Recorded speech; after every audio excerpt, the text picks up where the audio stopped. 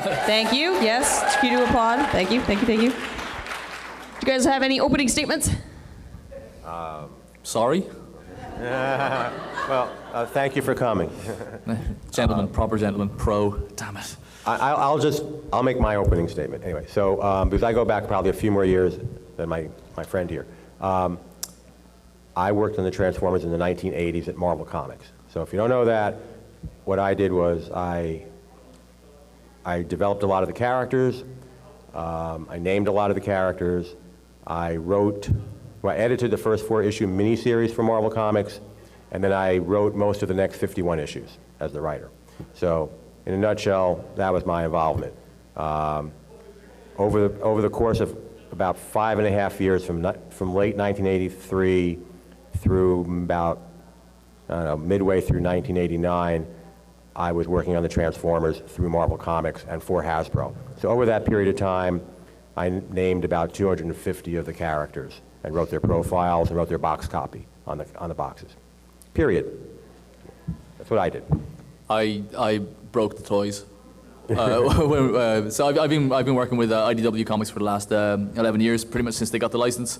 Started off doing like letters page artwork for the editor-in-chief, Chris Ryle, because he's a very vain, very generous, but very, very vain man, and wanted to see himself drawn as a Transformer. So I started off doing that, and that led to covers, which led to interiors, which then weirdly, despite anyone really wanting me to do it, including me, led to writing Transformers, my first issue as a writer being the Cup, the Spotlight.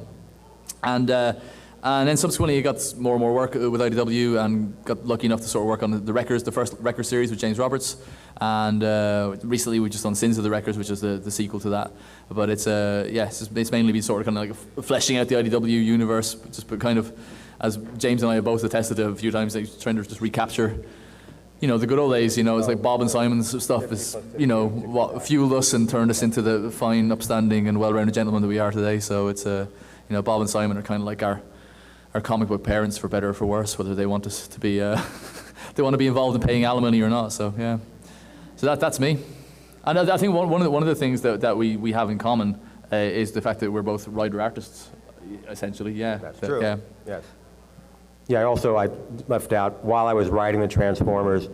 I did most of the cover sketch. I did most of the sketches for the covers that then went to artists to do the actual covers, and I drew about a half a dozen covers myself. So I did some of that too. And do you find then that obviously helps you when you're writing for artists, that you've got a good sense of what's doable and what's fair? Yeah, well, to ask of them. At the time, Marvel had what was called the Marvel way of writing, which is you did a plot, went to the artist, and then it came back to the writer to dialogue it. And that allowed the artists to really expand upon the plots they were given. But we had artists with terrific imaginations, and whether true or not, the feeling at Marvel was if you allow the artist to use their imaginations, you'll get a more dynamic, more exciting story. So, so by doing it that way, not limiting them to dialogue, but giving them just a plot to build on, you got perhaps a more exciting product. And also, I mentioned I worked doing most of the cover sketches over the time that I was while I was writing it. I would often start my stories with a cover idea. What would make a good cover? And then I would kind of work my way around that and build out the story from that. That's genius. That's how comics should be made. That's great. Yeah. The Marvel style of writing is one that was used. It's not used as much these days, even at Marvel, although sometimes it will get used. But on the Transformers Infestation series that Dan Abnett and Addy Lanning did, I was the artist on that, and they wrote that Marvel style. It was the first time I had the chance to sort of work like that.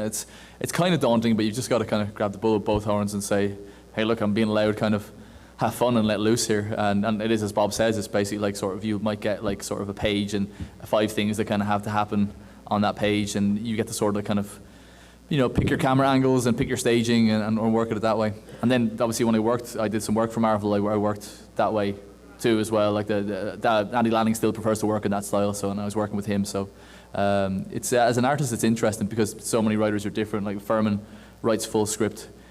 He does these days, and like James Roberts, who writes the More Than BCI series, he writes like full script. He writes like Alan Moore style. He writes that phone book.